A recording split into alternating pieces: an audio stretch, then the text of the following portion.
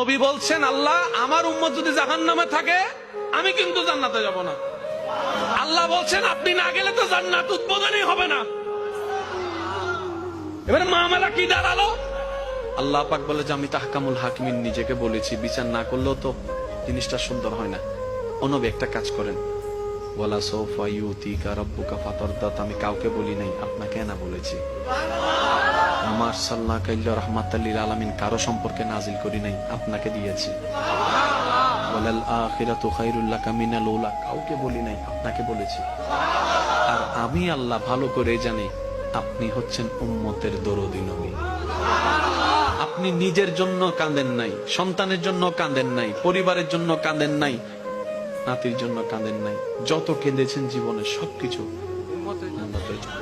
এমনকি হাসরের ময়দানে যখন সর্বপ্রথম আমাদের নবীকে আল্লাহর হুকুমে তোলা হবে, আমাদের নবী উঠেই জিব্রাইল আলাইহিস সালামকে প্রথম প্রশ্ন করবে, ও আমার ভাই জিব্রাইল, আমার উম্মত গুলা কোথায়?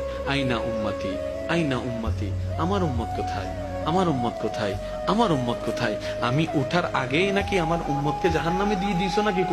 আমার উম্মত কোন জাহান্নামে চলে গেছে নাকি? জিব্রাইল বলবে, ইয়া রাসূলুল্লাহ, প্রথমেই আপনাকে তোলা হয়েছে, এখন আর কাউকে তোলা হয় নাই, প্রথমেই আপনি উঠেছেন। আমার নবী বলবে, আমার উম্মত গুলা কোথায়? জিব্রাইল বলবে, ইয়া রাসূলুল্লাহ